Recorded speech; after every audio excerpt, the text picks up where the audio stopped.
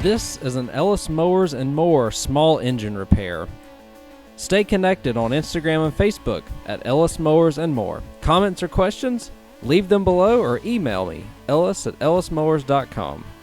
Parts used in today's repair are found using the links in the description below. And as always, like and subscribe for more small engine content.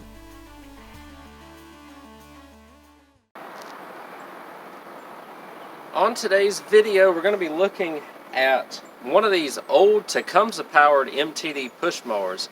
I originally was going to do 3 of them that have this old school Tecumseh setup with the primer bulb, because I bought a bunch of carburetors, and this is kind of the last of the bulk engines that I have to get fixed in a push mower lot that I've had for close to a couple years now. I was going to do a 3-in-1 video here, but the other 2 are going to need a lot more help than I thought, and then one of them actually isn't good anymore at all because the engine was seized up, had a bunch of water in it, so I just scrapped that mower.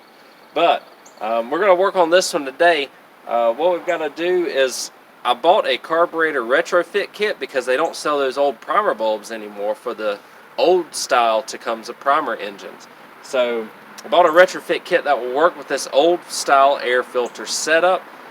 We have some other things that we need to sort out with this machine as well, which we'll do in this video, and hope you all enjoy it. We've done a lot of riders recently. We're going to do a few push mowers here coming up in the next couple of videos, hopefully. So to start on this one, what I have done, there are a couple of screws to take off the air filter cover on this.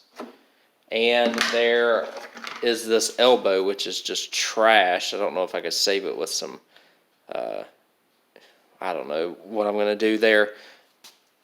Hopefully I can find another elbow or something for fairly cheap. What we're going to do, though, is, or fabricate something. We are going to, I'll put this back down in a second. I lubed the recoil a little bit. But also what I did under here is I took the spring off because I'm not going to use any of this setup when it comes to the cable. I'm just going to put a switch, on-off switch, for the brakes that are on the engine. I'll take the engine cover and everything off right there. So what I did is I just zip tied it. That way, hopefully, it is free to pull here. I'll check before we go. Oh. Well, if this thing ain't seized up. Hopefully it's not. Let's get under here. Ooh. And we may still have the brakes on here on the mower.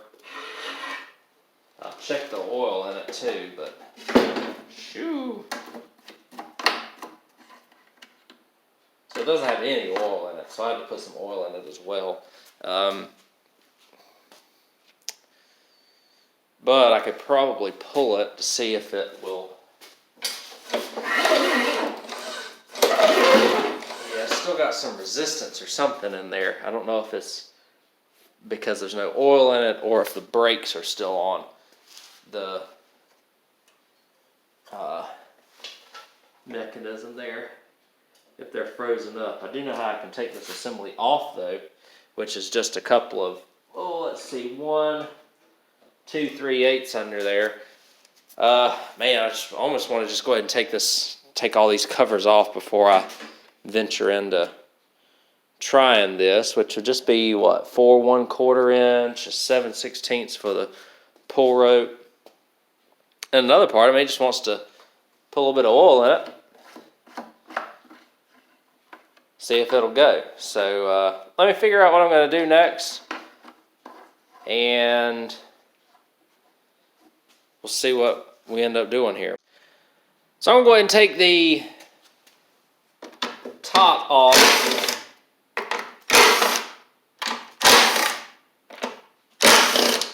If I'm not mistaken, I think it's just these 4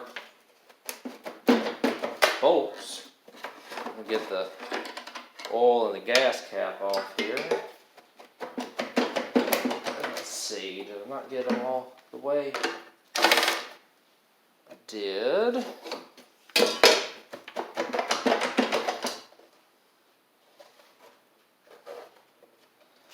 It's been on there a while. Let me see if I can get it pried off.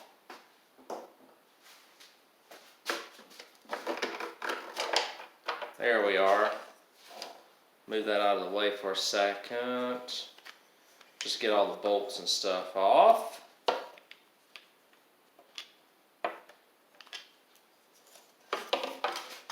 This should just slide up. I think the gas line is messing me up a little bit, so it's got some trash gas in it too. So now here's what I'm gonna do. I'm gonna strap a I'm gonna grab a 7/16 and pull the pull rope off of the handle, and then I'm just gonna vice grip this, cut it right here, and then that'll remove the gas tank. All right, we're going to take off this tank, which should just slide up at this point because I clamped the fuel line. Well, in this case, the water line. So now what we've got is your average run-of-the-mill Tecumseh setup here. Nothing crazy. We could even put newer Tecumseh linkages and stuff on this thing. I don't even know for sure. No, because the exhaust goes on the bottom and it reverses later on. So forget that I just said that. We'll go to a 5/16 and a 3/8 to get off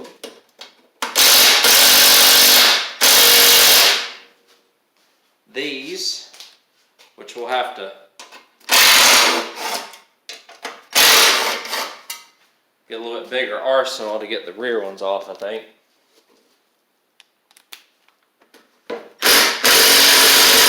Yeah, so we'll take those off, and we'll take that 5/16 off for the dipstick so that I don't have to disturb the oil seal or anything. And what else? We could take these. We'll take all that bracketry off right there next. Get these 3/8 off, and we'll pull this up. All right, we got those off, and I'll pull this shroud up now. And that reveals everything inside here. We have, I wonder if these are stuck. The linkages for the throttle here, I wonder if those are stuck.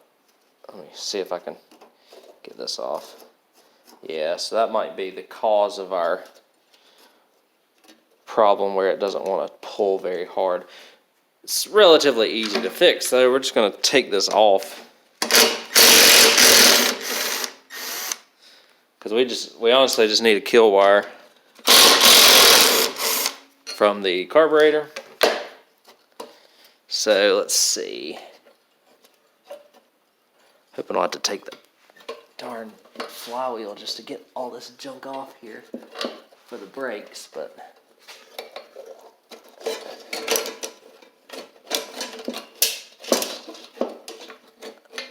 let's see what we can manage here, because like I said, I just need to get off the brake portion of this, and pulling the flywheel is not going to be fun if I have to do that just to get a brake off. But we'll see here.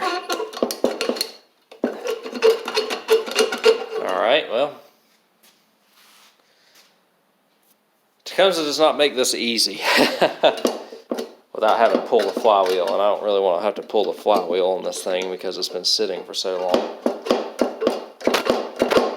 So I'm going to sort out what I need to do here next, and like I said, we just need to remove the blade brake so that I can retrieve the kill wire, which is also buried up in there. So fun times. All right, I'll be right back. So a couple whacks, well, about 10 or 11. I don't know if I messed the threads up, but that got the flywheel off, and that was able to allow me to get this whole mechanism off here for the throttle, or for the choke bail cable. One of them three, right? So we're gonna put this back on. I hope I did not mess the threads up on the crankshaft too bad. If I have to retap them, then I've got to retap them. It's no big deal. I'm gonna slide this back on, and then see if I can get this back on. I don't see where I don't know. We'll see if I can make these threads work on here again. It's going to take a little bit of doctoring, but let me see if I can. We'll get right back to it. So I think I've got it, which is good. There's a little bit of play up top here, but the bolt is on securely. It just kind of hits the tab on here. Luckily there is a tab underneath these, so it will stop on the flywheel as you're trying to pull it. And you shouldn't be pulling very hard anyway, so as long as it stays like it should, we should be fine. If you turn, we're not talking about a mower worth $100 here, or hundreds and hundreds of dollars. We're talking about a mower that's probably going to be a $50 push mower when I get finished with it. More of an experiment than anything. I'm turning it, I can feel compression on it, which is good. So what I'm going to do next, I have already taken the cover off of this, or the ignition coil, just to try. I need to clean that up a little bit, so let me grab a wire brush, and we'll do that here so that we can have some good contact. Make sure we have good spark and everything.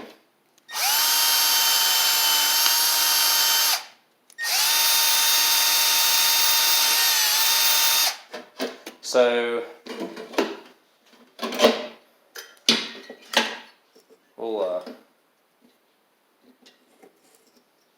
throw this back on.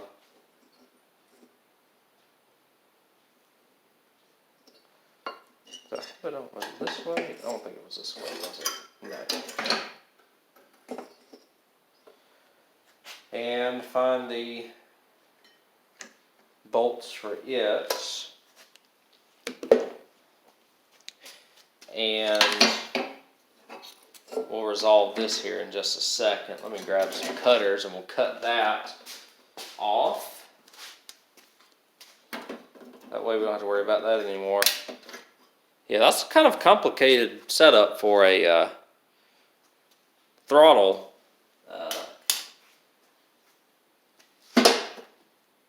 There, so we'll see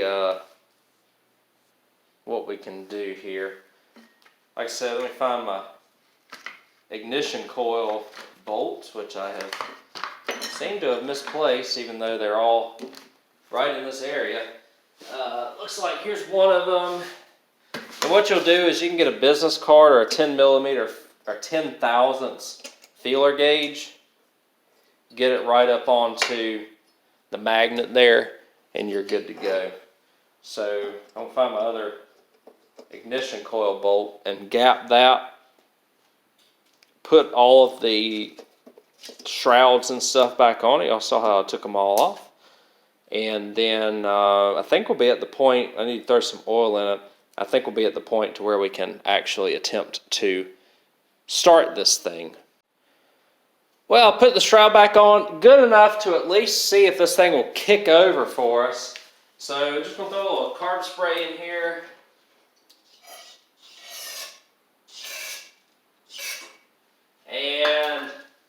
give it a pull. Who knows, guys? Who knows?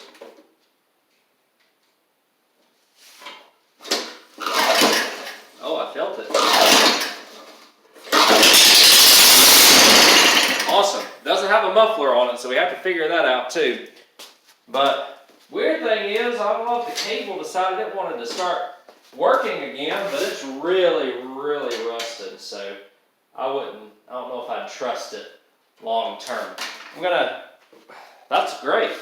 What we'll do now is, since we know it runs, we'll continue. Again, I got to put oil in it, all that stuff. We'll go through the in-depth portion of the carb replacement on one of these. And then once we get this one running, we'll breeze through the other two because it's basically going to be the exact same process. So what I've done is I bought one of these carburetors here, and it comes with this little kit to like put an air filter, or you put a tube on the end of it or something along those lines. That's what we're trying to do here. So you can also throw an air filter on it somehow too, I think, because it comes with an air filter and this cheap spark plug, a couple of clips, and another primer bulb, which is weird. So kind of nice that it comes with all of that. We're gonna take off the throttle linkage and everything here. Like I said, we're gonna turn this into like an auto throttle setup. So what I'll probably do is just cut the wire right here for the throttle, because the throttle's broken, but that's frozen in place, so might as well just do this right there. That'll probably, will it keep the throttle in place? Yeah, because it's actually a locking throttle, I think. Or what I can do is I can make it lock in place, I know that. With a long enough screw right there will keep it locked. But either way, we'll take this off for now. What that does is it exposes the carburetor. Just keep an eye on how all of this is oriented here.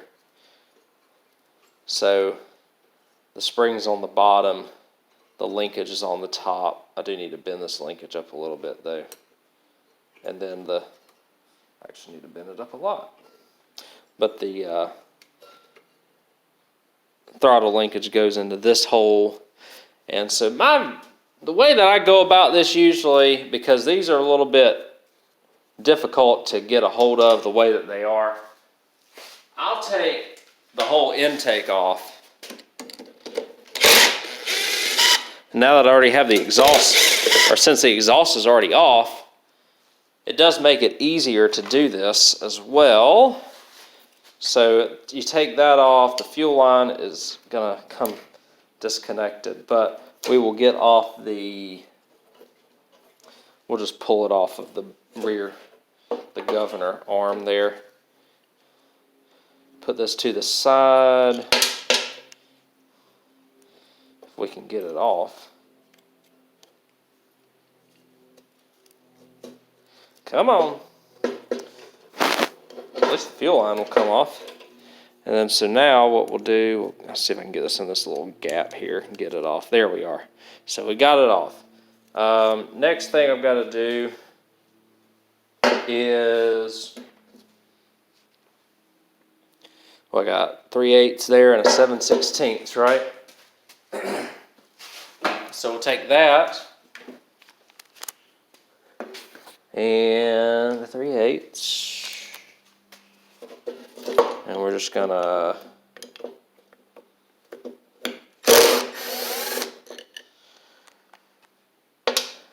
take off this Now the difference between what we've got going on here in the front and what we've got going, or the difference is going to be this elbow here. So the elbow for the fuel is actually going toward the front on this carburetor. The one that I've got here is going toward the rear. So we're going to have to think how we're going to do the fuel line. I think I'm just going to take it and let it come around the whole back of the machine and up to the fuel tank that way, instead of coming through the bottom of the engine. So we'll go ahead and remove this fuel line. I don't think there's anything really to save on that. And 3/8 on the bottom here, I'll take that off. And kind of looks like somebody's already been in this before, because some of the gasket material is missing for the intake gasket. I don't think it comes with a new intake gasket. It might. No. So 7/16 and 3/8 right here. We'll get that off, and then I'll have this carb off. We'll go ahead and put the new carb on after that. All right, we're going to put it back together now. I don't know if it was originally put back together correctly, but when I first took it off, because of how I've done this a couple of times already, it's not seeming to work like I want it to. But regardless, we're going to try it this way and hopefully it works. So put my linkage back there. We have our spring for the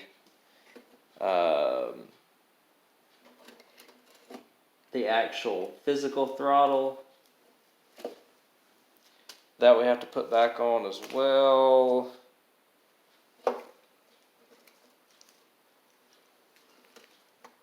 And so we'll do that now as also.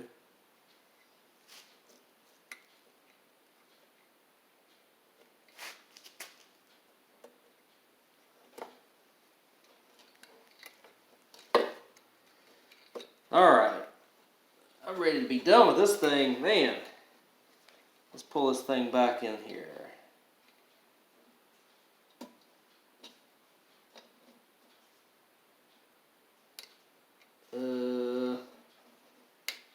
There, okay. So, got all the linkages back on. We're going to put this carburetor back in place. The throttle just doesn't hook up like I thought it would. So that's kind of been my hang up here. We'll put it back on. I've already put the gasket and the 3/8 and the 7/16 back on here as well. That's got to go down so that it doesn't hit the governor arm. We're going to route the fuel line around the rear this time because of the way that this carb is.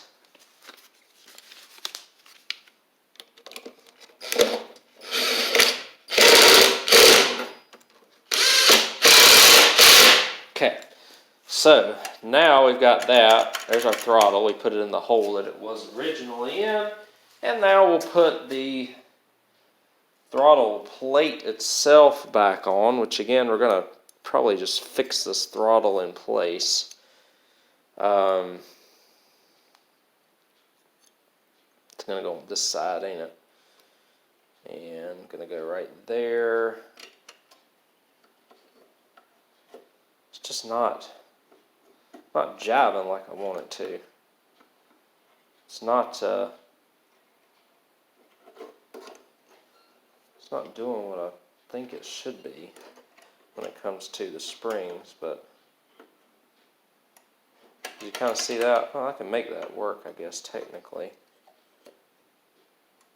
but that is not the way it's supposed to go.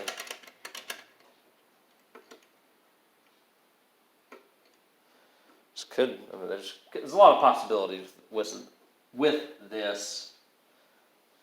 May not have the right linkage or something in it either. You never know. It's going to be like that most of the time. So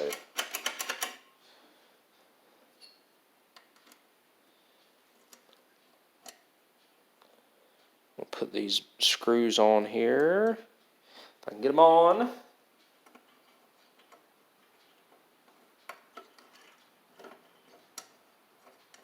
Okay, 5/16. Puts these back on. We're going to do something to keep that pulled all the way out. But,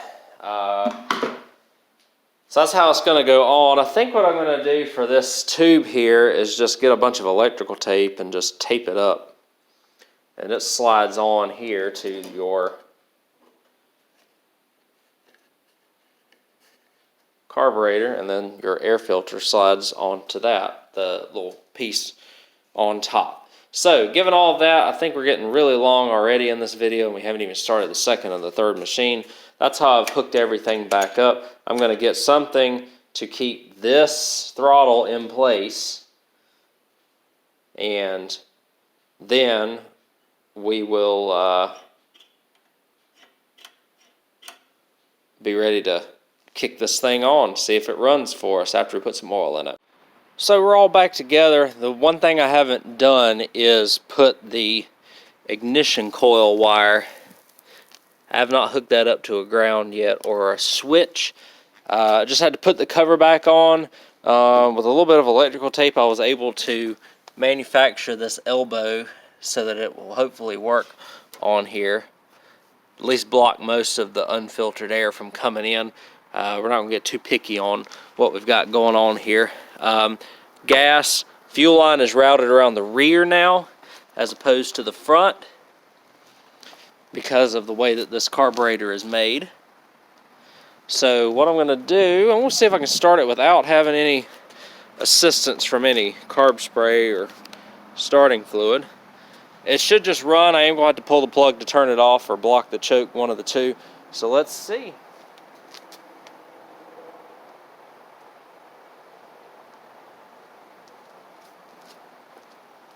And I put oil in it too.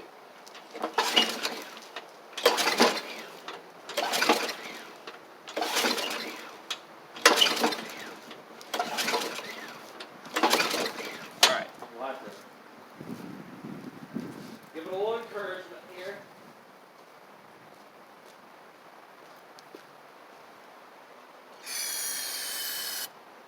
Alright, let's see if that'll work.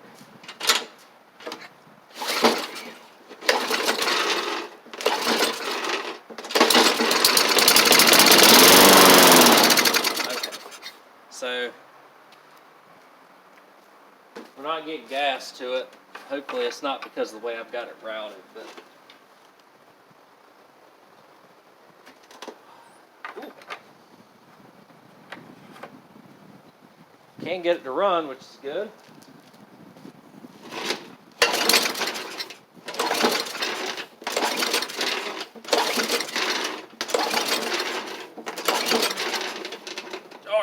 Okay. Let's see.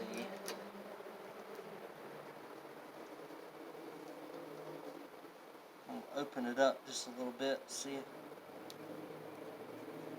what we got here.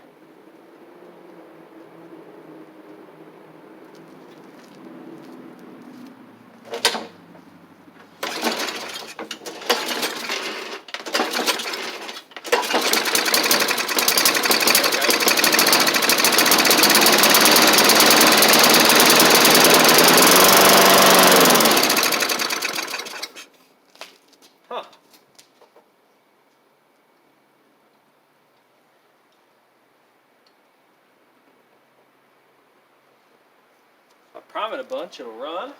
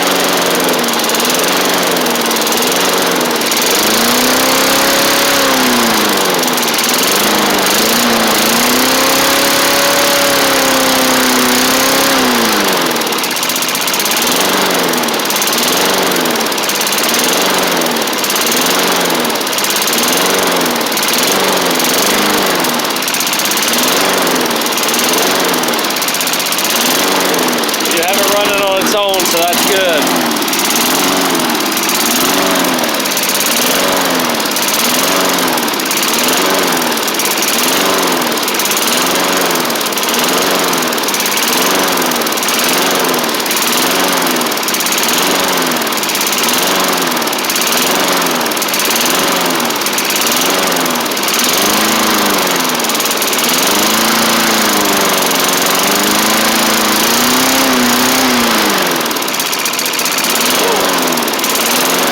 Let me turn it off.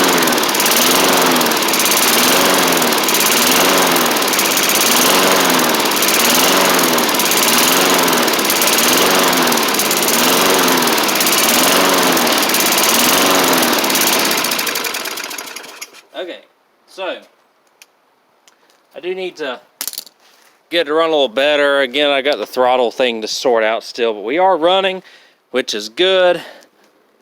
Everything seems all right.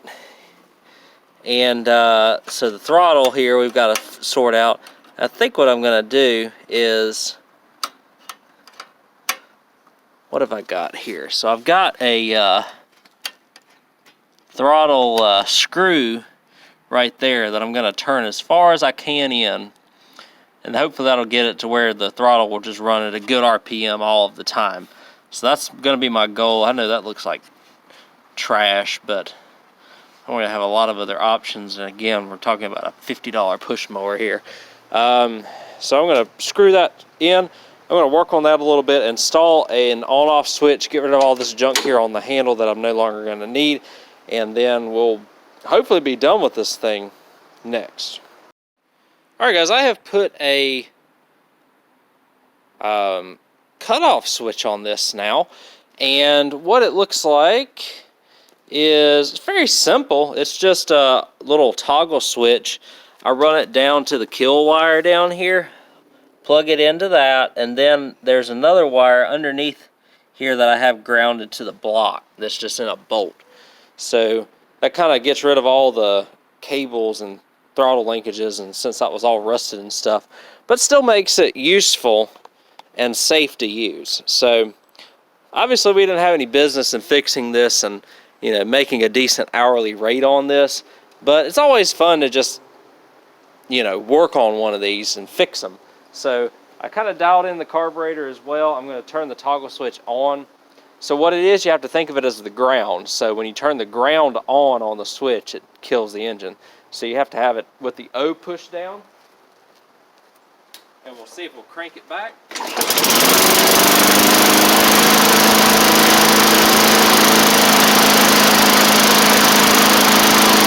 I also moved the throttle cable or the throttle screw in some, so it's throttled up much better now too.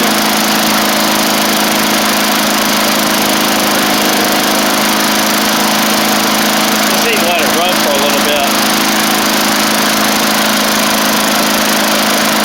Then I'm going to sharpen the blade, and we'll move on to the next one, I suppose. This will turn out pretty good, all things considered. Alright, so after adjusting everything, putting everything together, I'll just give y'all one last run as to how it sounds.